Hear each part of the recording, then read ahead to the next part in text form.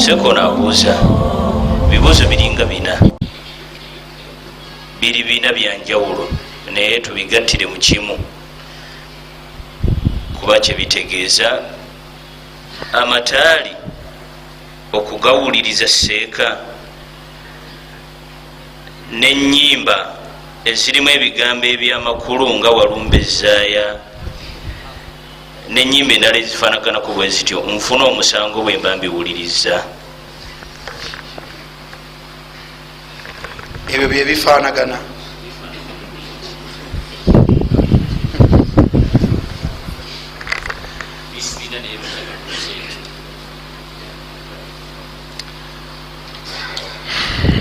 aqulu musta'inan billah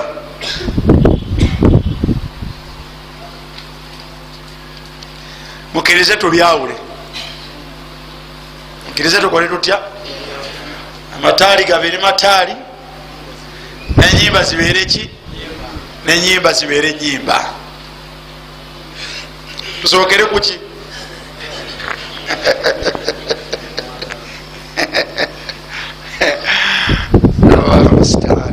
abange abasiraamu abampuliriza obusiraamu buno bukaluba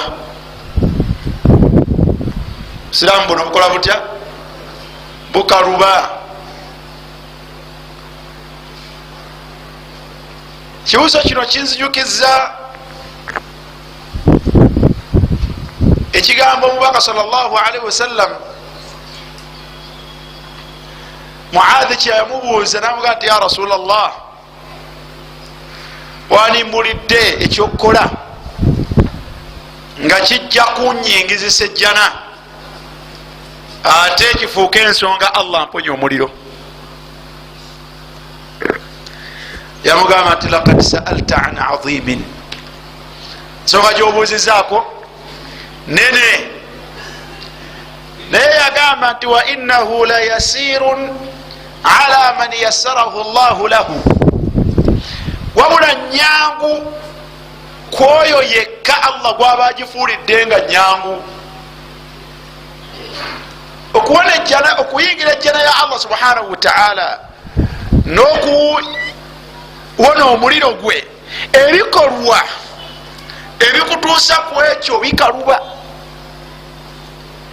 bikalubirira omuki omuntu, wabula byangu kwoyo Allah gwaba abifuulidde nki,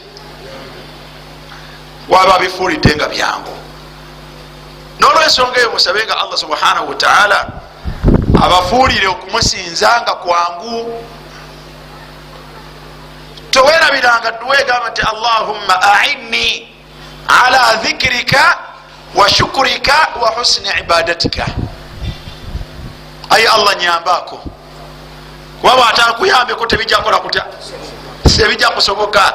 A'inni, Allah nyambako ebintu bisatu nteekwa kubikola. Ala dhikrika, okujjukira. Allah atugamba nti ya ayuha alladhina amanu dhkuru llaha dhikran kathira, mujjukira nnyo Allah. Kulambula kw'okujjukira Allah kugazi, naye okujjukira Allah kigambo kinene.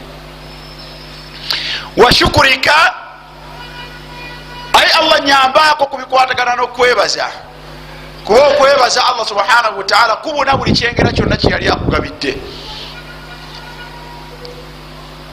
Naye gwe bimeka byewekebaza?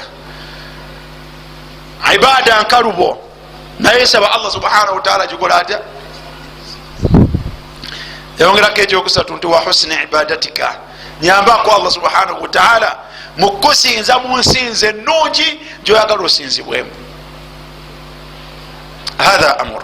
Al-amuru thani, ekigambo ekyokubiri nga tetunaiba kwanukula kibuuzo kino, kimpa okubagamba nti obusiraamu bwe mwayingiramu butegeeza istislaamu lillah. Obusiraamu bwe twalonda, naam, obusiraamu bwe twalonda nti twakkiriza tubeere baki, basiraamu, butegeeza istislaamun lillah, kuba bajeemulukufu, abagonvu, abawulize eryani, eri Allah subhanahu wa ta'ala. fahal antum muslimun, abaffe muli basiraamu. Omusiraamu yoyo nga oba akyagala oba takyagala, oba kimunyiga oba kimusanyusa, Allah bwabanga asazeewo nti kino, amanya nti Allah wange akoze ata bwati bwasazeewo ndi musiraamu namujemulukukira, Allah kyasazeewo kyemba nkwata.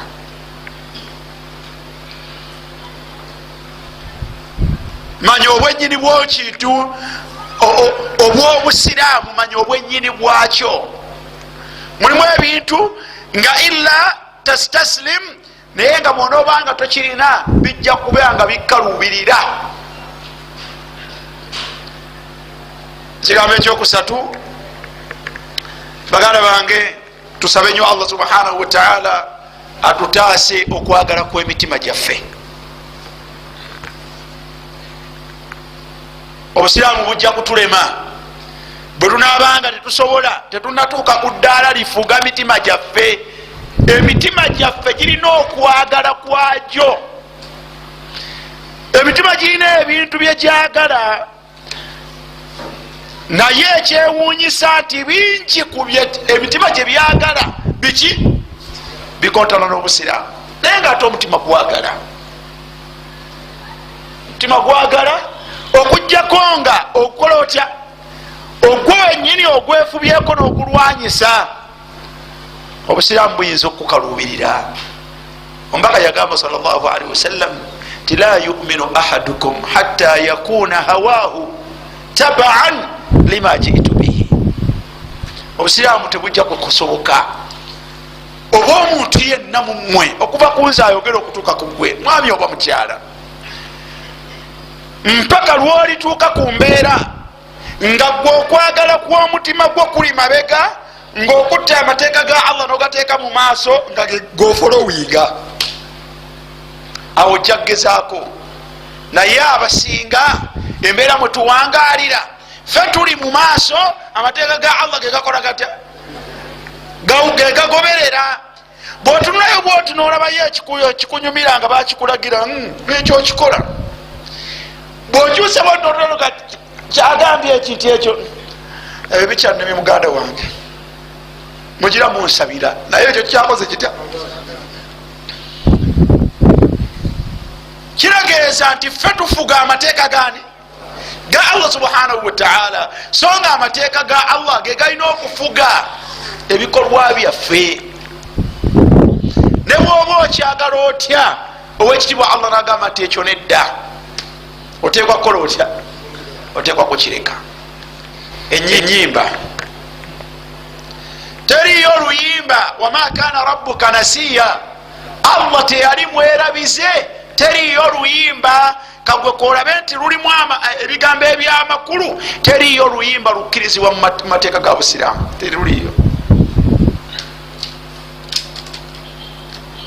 Teriyo oluyimba gwe kobeere nga olwise lw'amakulu lukkirizibwa mu buki, mu busiraamu, kasita luyibeera nga luli wansi w'ekigambo ekigamba nti ghina, luki, luyimba. Ennyimba mbi baganda bange, wadde nga nataladhath bihi, wadde nga tuwulira zinyuma. Oluyimba owulira nga lukuseesera naye lubi. Owekitibwa Allah subhanahu wa ta'ala yagamba nti wa mina nnasi man yashtari lahwa alhadith liyudilla an sabilihi. Kyewuunyisa nti abantu begulira, man yashtari, ogula nangule, okwata sente zo nokola otya, nogula ka teepu, nogula ka CD, radio gwe wagigula, TV gwe wagigula, essimu gwe wagikola otya, zino sente zo. Man yashtari lahwa alhadith, waliwo abantu abagula emboozi ez'omuzannyo, lahwun, ez'okumala obudde, kuba tebalina kinene kyebazifunamu. Man yashtari lahwa alhadith, ennyimba za bbeeyi. Olwaliro mu abasinga ziwoomerwa muziwoomerwa nnyo ku mikolo. TV eno yajjako emikolo n'embaga olaba ebyewuunyisa ajaib. Abasiraamu n'enkofiira zaabwe n'obukaaya bwabwe n'ebirevu byabwe n'ekanzu zaabwe obalaba ku mikolo n'embaga bwe munyeenya.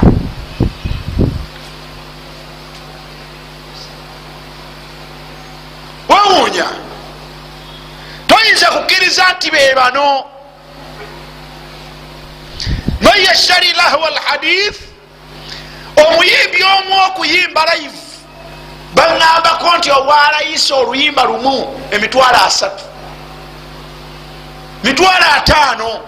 Waliyo ne ba big size babeera mu kakadde olwajja kuba ennyimba zemmeka 2 ng'aleeta omugole n'okumuleeta nga amaze okwambala asiibula. man yashtari lahwa alhadith, mutaddemu sente. naye mwana wattu lahwa alhadith, emboozi eno ebatwalira obudde, ebamalira obudde. Allah yagamba nti mbi, obubi bwayo tebwetaaga kunoonyeza walala. Allah yagamba nti liyudilla an sabilihi, emboozi eyo ebuza nnyiniyo nemujja ku kkubo ettuufu. Allah subhanahu wataala ayina ekkubo lyetusaba. Yagamba nti ebbanga lyonna tumugambe nti ihdina sirata almustaqim, ay Allah nuŋŋamya nteeka ku kkubo eki. naye muebyo ebibajja ku kkubo eryo Allah yagamba nti liyudilla an sabilihi, mubibajja ku kkubo eryo zennyimba. Kibi ki ekisinga ekyo? bwebeera nga obukakafu Allah bwawadde ku nnyimba bujja omuntu ku kkubo lya Allah subhanahu wataala, teweetaagayo bubi bulala bw'olina kulowoozaako bugenda kusinga kujja ku kkubo lya Allah subhanahu wataala. basahaba b'omubaka sallallahu alayhi wasallam Abdullah ibn Mas'ud agamba nti ndayira Allah, oyo atalina asinzibwa atali ye, emboozi ey'omuzannyo ey'okumala obudde eyogerwako mu aya eno yagamba nti huwa alghina, zennyimba. zenki buli omu alina kategole emunyumira, naye ennyimba dalalun an sabilillah, bubuze kuva ku kkubo lyani lya Allah subhanahu wataala. falghina haram, ennyimba haram. naye omubaka sallallahu alaihi wasallam yagamba nti yaati ala nnasi zamanun, omulembe gujja kujja eri abantu yastahiluna alhira, nga mwana wattu obwenzi babutwala nga halali.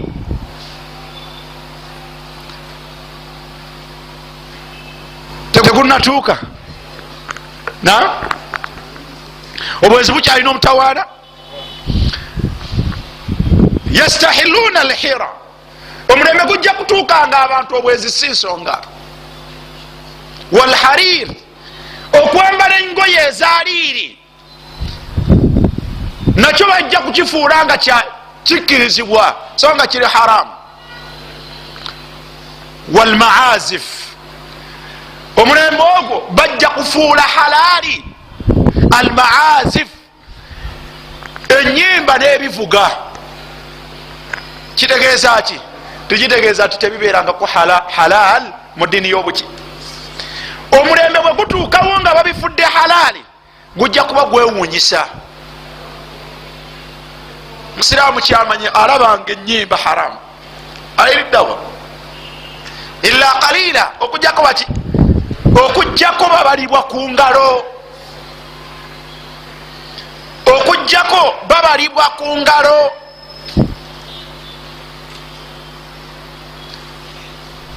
bwebifaanaganye bwe bityo ne baseeka ne tutuula mu byo ne byeyongera okubeera halali, twabadde ne seeka gundi.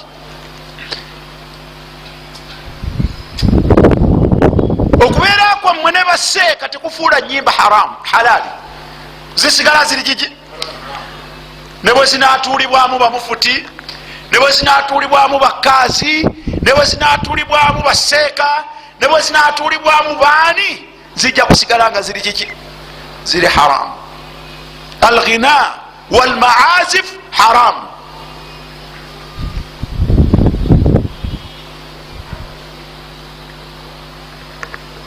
Teriyo oluyimba subhanallah oba lweruwa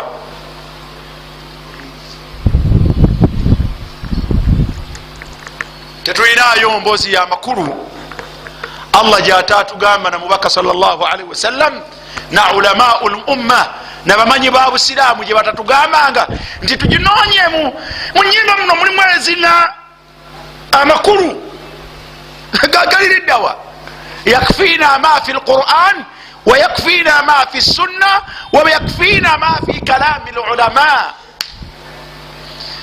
bitumalira ebiri mu kitabo kya Allah, ebiri mu bigambo by'omubaka sallallahu alaihi wasallam, ebiri mu bigambo by'abamanyi. Tetulinayo kyamakulu kiri mu nnyimba, wallahi tekiriyo. Maatha walumbe zaaya ani agenda okwogera kufa okusinga rabbul alamin.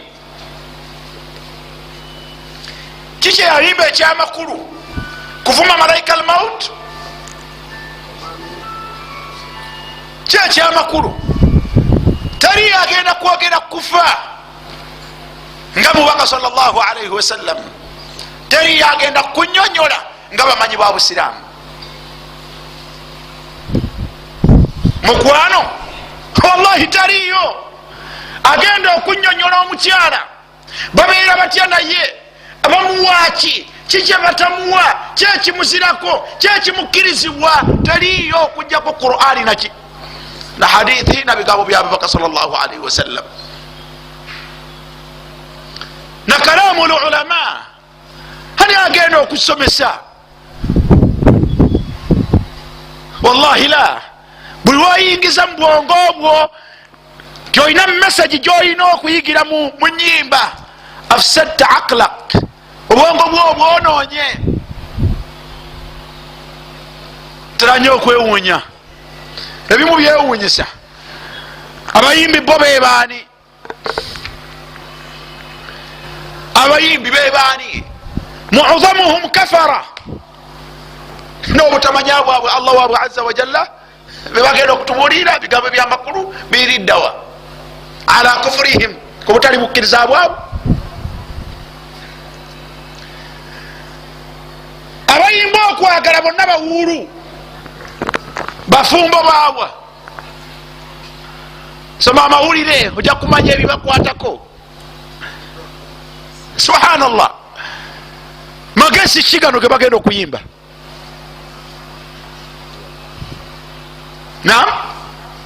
kiki bagenda okuyimba ekyamagezi kyetubatenderezaako?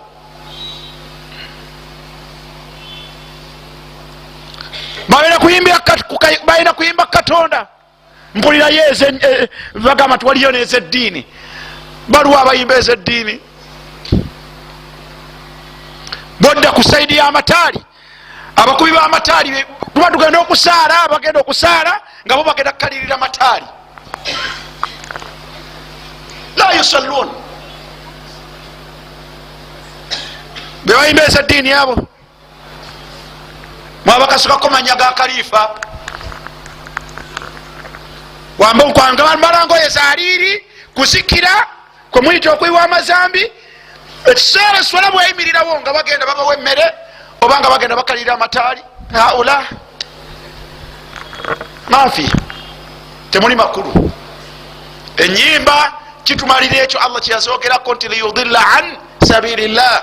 saba Allah subhanahu wa ta'ala atukuume aleme kututuusa mu mulembe gwagenda okubeera nti abantu bagenda kubanga bali basanyufu, bali ku nyimba zaabwe, basuze, bazina, basanyuka.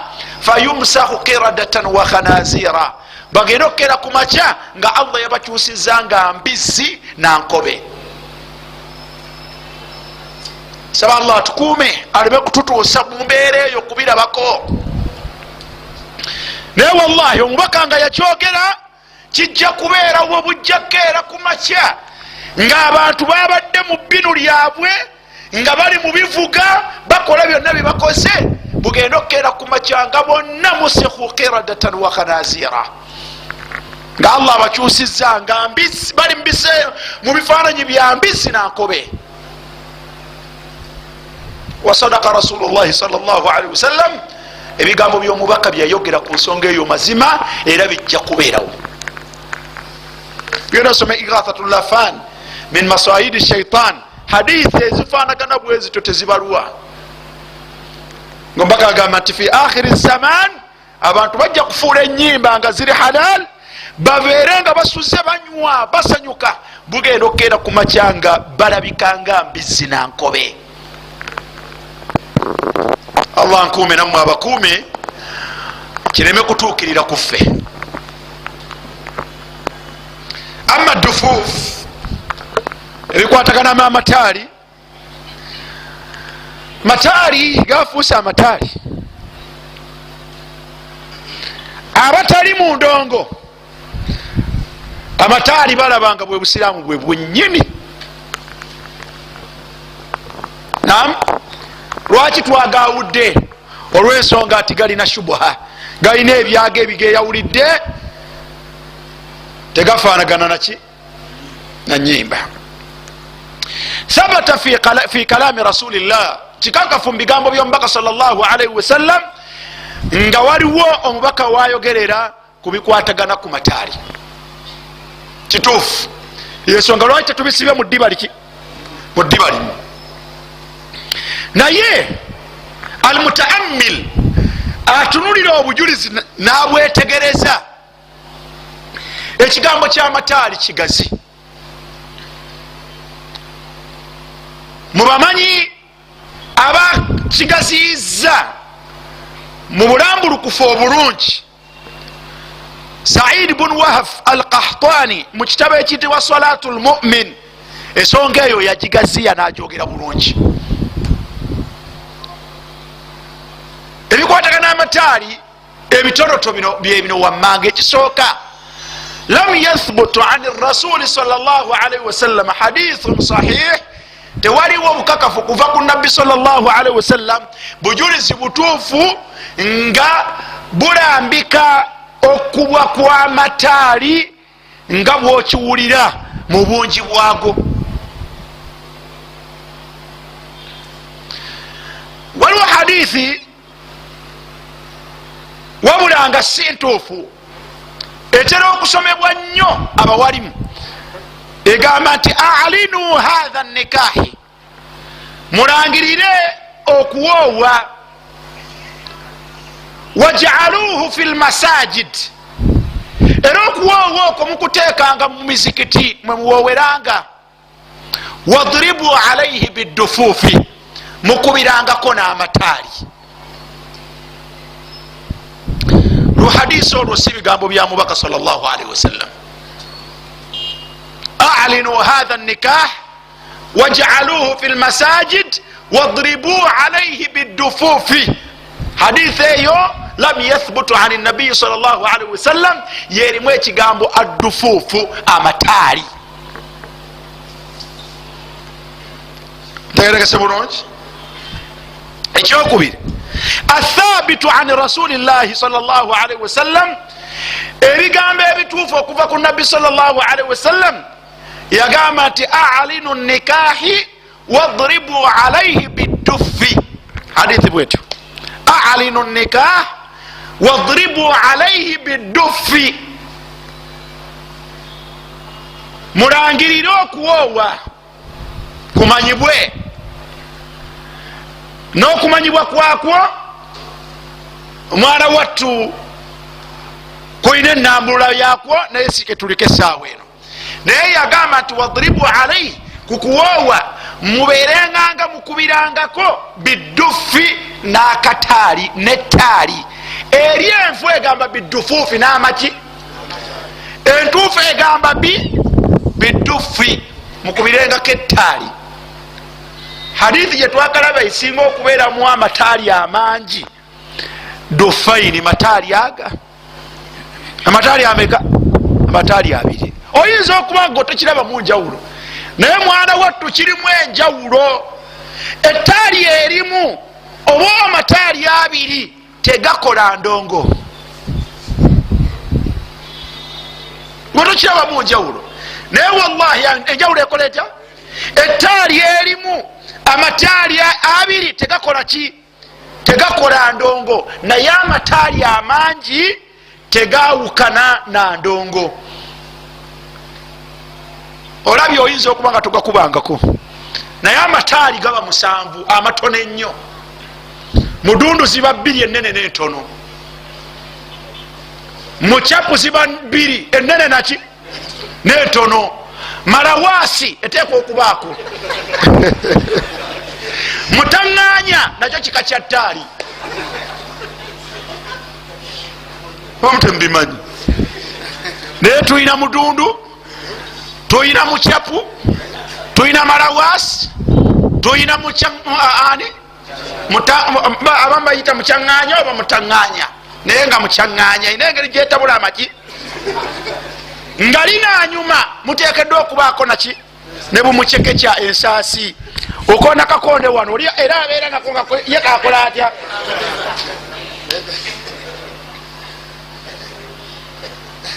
Abamu balowooza tetubimanyi.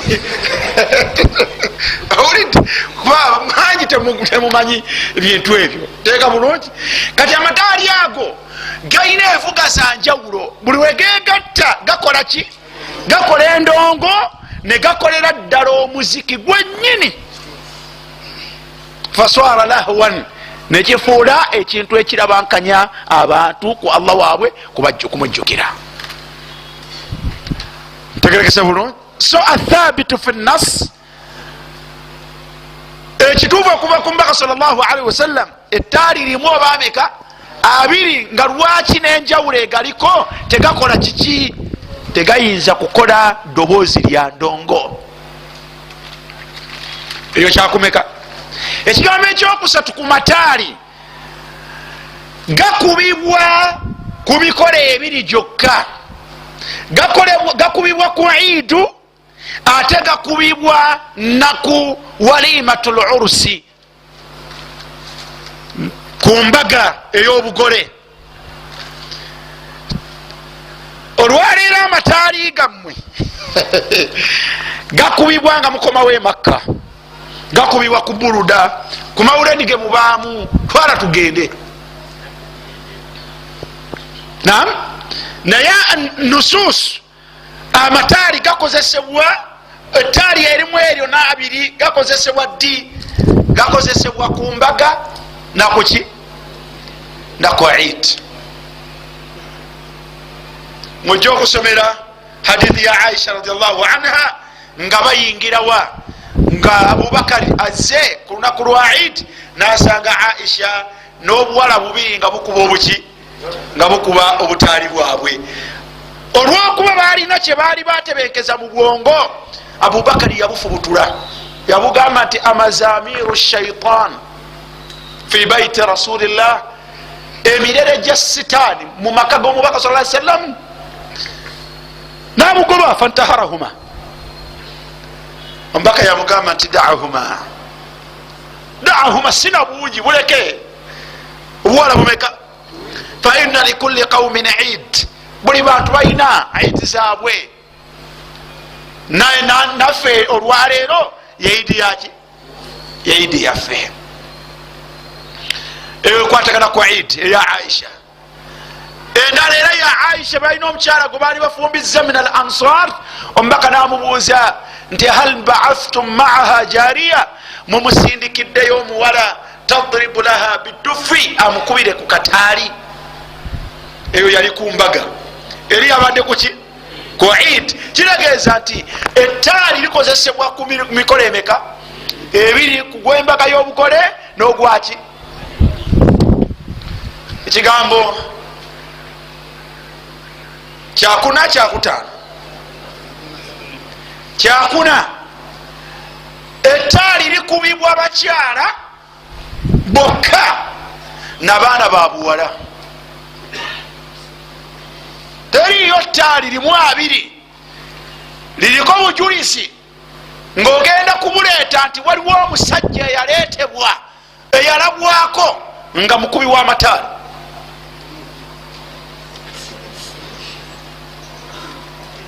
bwebagamba nti likubibwa bwana buto guba muzannyo gw'abaana bato. kiringanga okuddawo ne mukayana ti dole abaana bakkirizibwa okubuusa dole, naawe ne basanga omusajja omukulu nga naawe obuusa dole. daga nti ono nno yewunyisa naye abeera mu kubuusaki. obujulizi bwonna ekyewuunyisa bulambika jariya jawaari, bulaga baana bato. aljariya, omuntu ayitibwa jariya ye mwana ow'obuwala atannakula. mwana ow'obuwala atannakula ata yayitibwa jariya. omubaka gwagambye nti hal ba'athtum ma'aha jariyatun, mwamusindikiddeyo akaana akawala tadribu alaiha bidufi, kamukubire kataali. kitegeeza nti bino bikolwa by'abaana. ekyewuunyisa nze sirabangako hadithi erambika baana balenzi. sheeka jibuliri wagirabako ng'eyogera ku ttaali oba ku mataali ng'erambika mwana mulenzi? ekyewuunyisa abakyala bano babayingizaamu baulama b'obusiraamu, babayingizaamu olwa hadithi ya Aisha, kubanga yasangibwa yali n'abaana abawala abakola batya ababiri.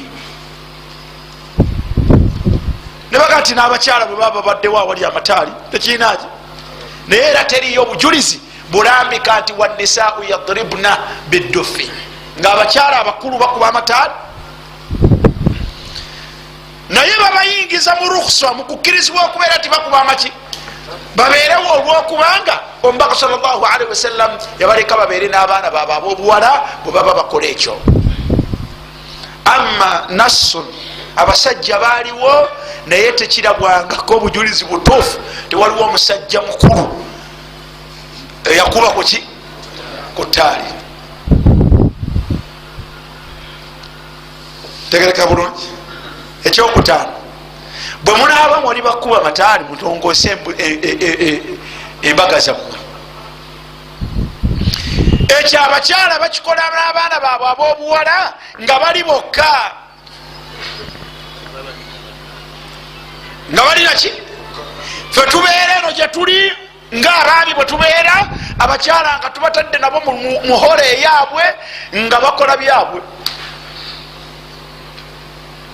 kyobulaba nti omubaka sallallahu alaihi wasallam yali munju nga Aisha ali bweru n'obuwala bubiri nga bali mu byabwe, nga n'omubaka akola atya.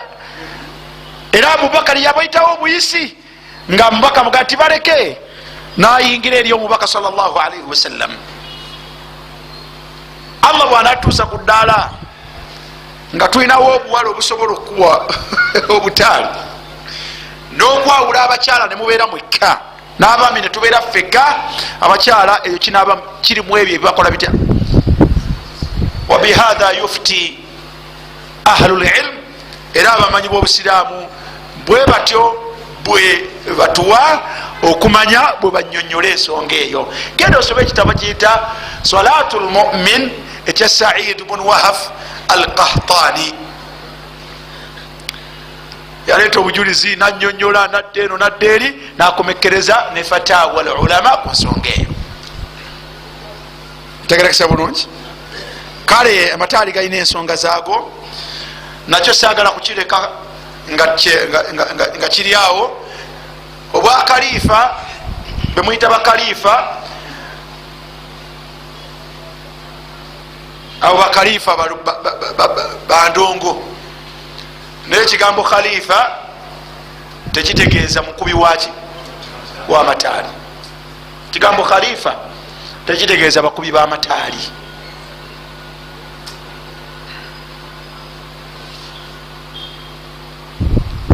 naye baganda bange ebintu ebyo bibiri mubyagala. mwagala ennyimba, mwagala ki, naye mumanyi gye tulagamu, mumanyi gye tulaga. buli kintu kyonna kizeemu okukola kutya, okwevuluga. byetulimu tebikkirizibwa. olwaleero okuziika tekyali talakaini, bamuhibina be bakutta katikati bamala okuziika si byatalakaini nga basimba nga betolola kabuli nga batandika kutendereza bwe bakola batya bwe betolola kabuli pozi temunaziika temunabiraba ate bangi ebiri mu mikolo bajja kusigala ku mazima babale naye emikolo gy'abasiraamu allahu mustaanu gyewunyisa si gyekyo obusiraamu gye butulagira okukola naye tulongoose nagambye nti ebintu ebisinga okubeera ebikulu tubeere baki abagyemulukukira amateeka ga allah wadde gatunyize